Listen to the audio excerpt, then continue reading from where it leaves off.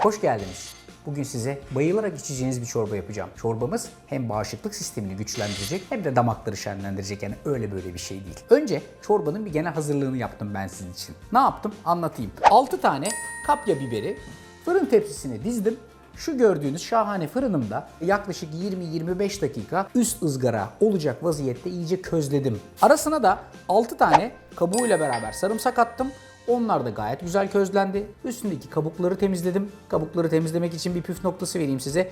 Bunu böyle güzelce cam kasenin içine koyuyorsunuz. Üstüne bir streç film atıyorsunuz. Ondan sonra da 5 dakika bekliyorsunuz. Pıt kabuklar kolaycacık çıkıyor. Ondan sonra da içindeki çekirdekleri ayıkladım. Tezgaha koydum. Sırasının gelmesini bekliyor arkadaşlar. Tavayı ısıtıyorum. İçerisine yaklaşık 2-3 kaşık zeytinyağı koyduktan sonra 2 tane ince doğranmış soğanı tavanın içerisine alıyorum. Soğanları mümkün olduğu kadar çok terleteceğim. Bu işlem aşağı yukarı bir 8-10 dakika kadar sürecek. İyice yumuşatır, hafif de karamelize ederseniz bu çorbanın tadına doyamazsınız. Tamamen karamelize olmadı fakat iyice kendini bıraktı. Şimdi bu aşamada içerisine 2 çay kaşığı tuz, bir tepeleme karabiber ekledim. Yine o ikisini şöyle güzelce karıştırıyorum ve rendelenmiş havucu ekliyorum. Eğer siz rendelenmiş havucu ilk başta eklerseniz hızla karamelize olacak.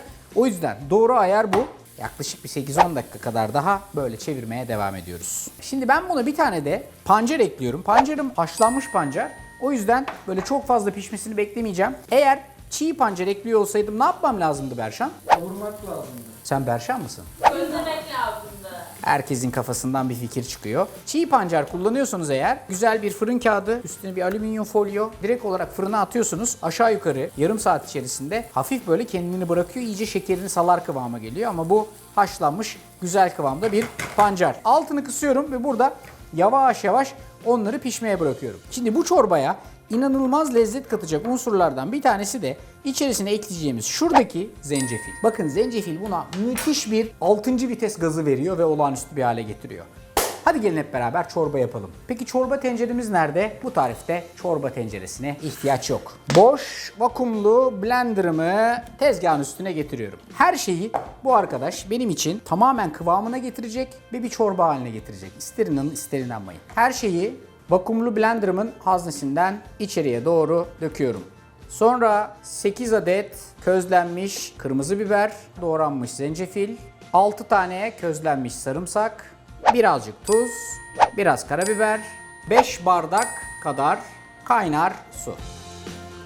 Ve lezzeti birazcık daha pekiştirmek için aşağı yukarı 2 yemek kaşığı daha zeytinyağı ekliyorum içerisine. Vakumlu blenderımızın kapağını kapatıyoruz.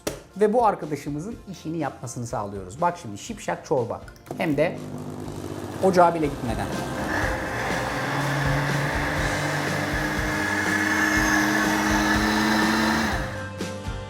Ne kadar oldu Muhammed? 30 tane falan herhalde. Değil mi? 30 saniyede çorba olur mu ya? Çok güzel oldu. Mete'ye bak. İçecek ya. Efendim vakumlu blenderımızın şöyle güzel bir özelliği var. Böyle sıcak üniteleri iyi pişirmek için 10 numara 5 yıldız bir arkadaş. Şimdi artık direkt servis edeceğiz. Derince bir kase, lezzetli bir çorba. Ben sadece zencefil koydum ve tuz, karabiber. Çok güzel abi. Gerçekten çok güzel. Hafif böyle karamelize lezzet, zencefil, köz kırmızı biber. Yemin ediyorum olağanüstü bir çorba. Ben çorbamı alıp gidiyorum. Geri kalan da sizin. Hepinize afiyet olsun.